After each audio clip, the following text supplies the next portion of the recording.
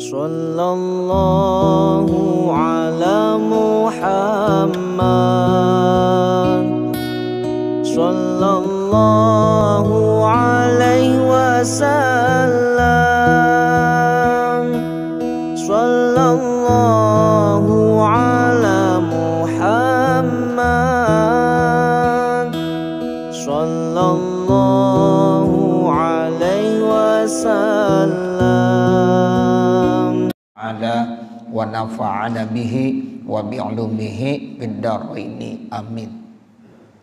Wa rawaina fi kitab Ibn Sunni an Ibni Abbasin radhiyallahu anhuma qala, dan kami telah meriwayatkan di dalam kitab ya buah karya Imam Ibn Sunni dari sahabat Abdullah bin Abbas, semoga Allah memberikan keridhaan buat keduanya, buat sahabat Abdullah dan buat sahabat Abbas.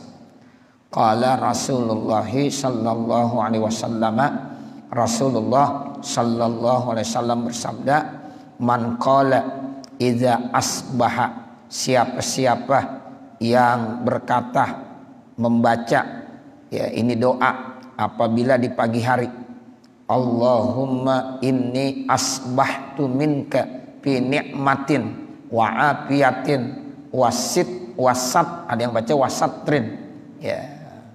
Jadi masdarnya ya sinnya dibaca fathah. Allahumma inni, ya Allah, ini sesungguhnya saya, asbahtu ya berpagi hari, minka ya dari engkau, fi ni'matin wa afiyatin wa satrin ya dalam ya dapat nikmat, afiyah dan satar.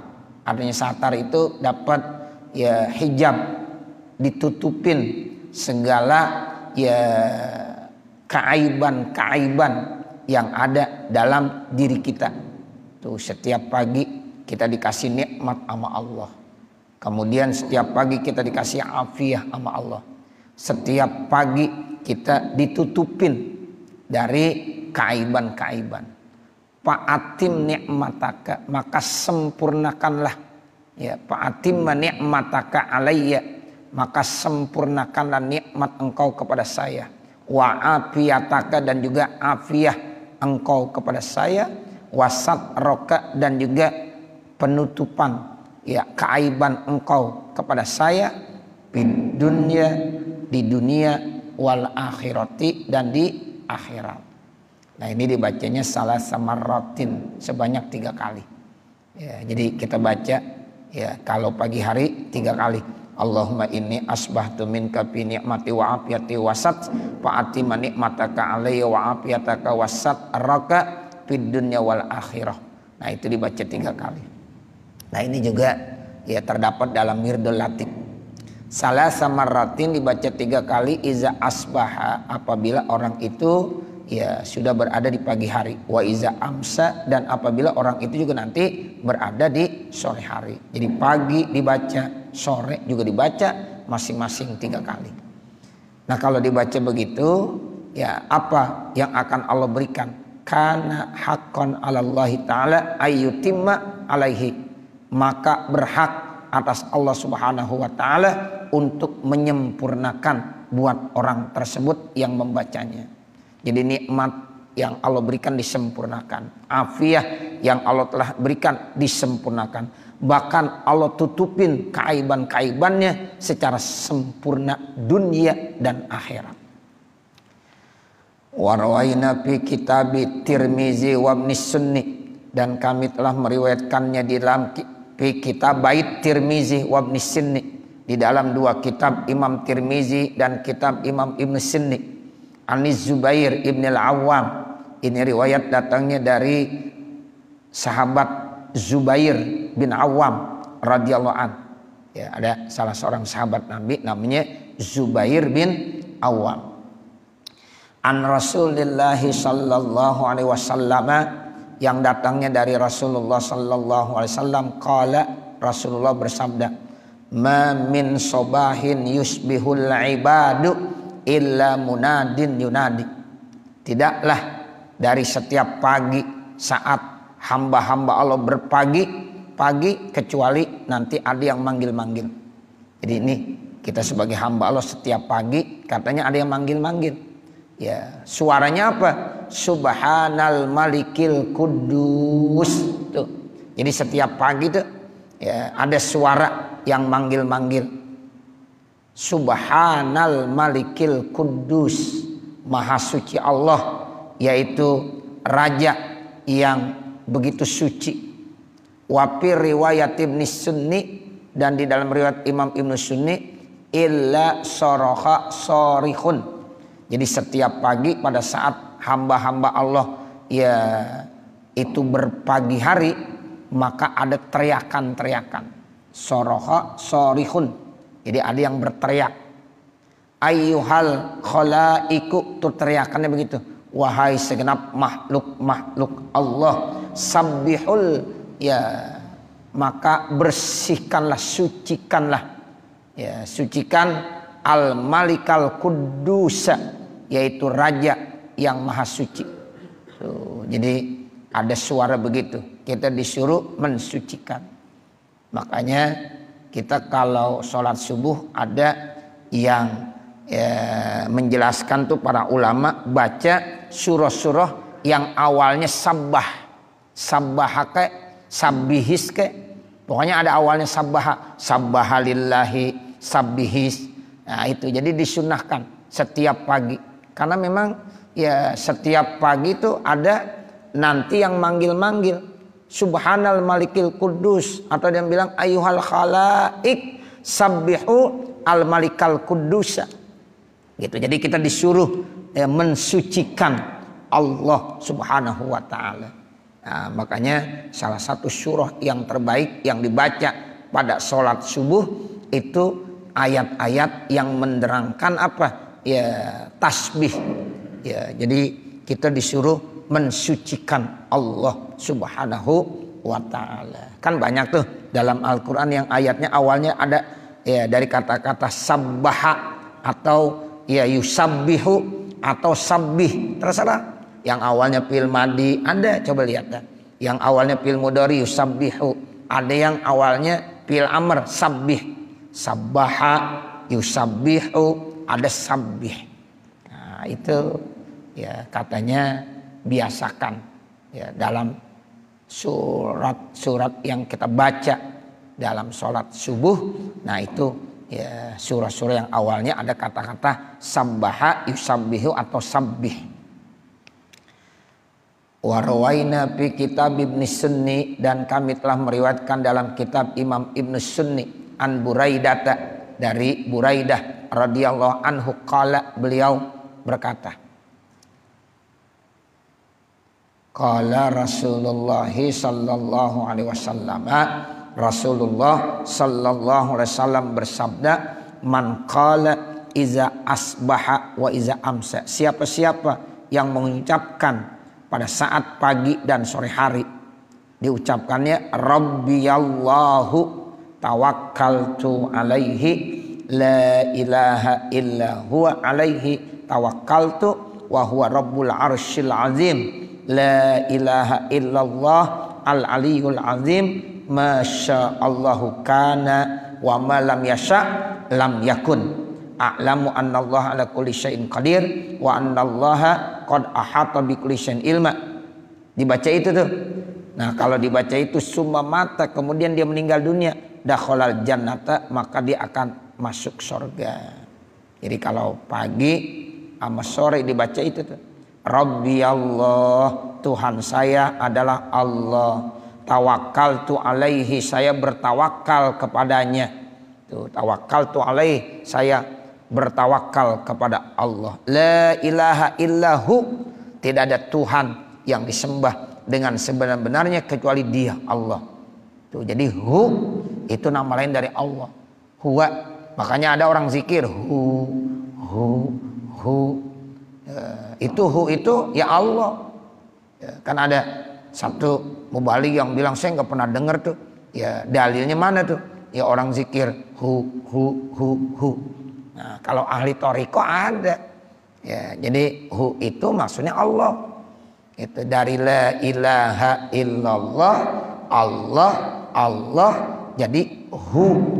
La ilaha illa hu. Tuh huwa. Siapa huwa? Ya Allah. Jadi orang bilang hu ya Allah maksudnya. Yang dibilang tuh apaan? Nggak ada dalilnya dibilang begitu. Ya. Jadi la ilaha illallah Allah Allah Allah hu. Nah, hu di situ maksudnya Allah Subhanahu wa taala. Jadi tidak ada Tuhan yang disembah dengan sebenar-benarnya kecuali Dia. Dia itu Allah Subhanahu wa taala. Alaihi, atas Dia, atas Allah tawakkaltu, saya bertawakal. Wa huwa, dan Dia Allah Rabbul Arsyil Azim, Tuhan yang memiliki aras yang sangat besar. La ilaha illallahul aliyyul azim. Tidak ada Tuhan yang disembah dengan sebenar-benarnya kecuali Dia, Allah yang maha tinggi lagi maha agung. Masya Allahu kana, apa yang Allah kehendaki bakalan terjadi. Wa ma lam yasha, dan apa yang Allah tidak kehendaki lam yakun, tidak akan terjadi.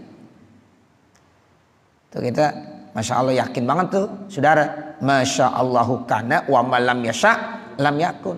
Apa yang Allah kehendaki bakalan terjadi. Kalau Allah nggak kehendaki tidak akan terjadi. Jadi ini kita mantapkan di dalam hati kita. Ya, pokoknya begitu aja dalam kehidupan ini. Masya Allahu ya kana, wa malam yasa lam yakun.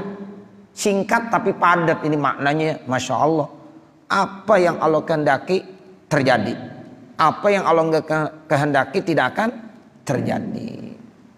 A'lamu, saya tahu, annallah ala kulli syai'in qadir, bahwasanya Allah berkuasa atas segala sesuatu. Wa annallah kan ahata bi kulli syai'in ilma, dan sesungguhnya ilmunya Allah meliputi ya, atas segala sesuatu. Jadi ilmunya Allah begitu luas, meliputi segala sesuatu. Nah itu bacaannya sampai situ. Ya, jadi Rabbi Allah tawakkaltu alaihi la ilaha illa huwa alaihi tawakkaltu wa huwa rabbul arsyil azim.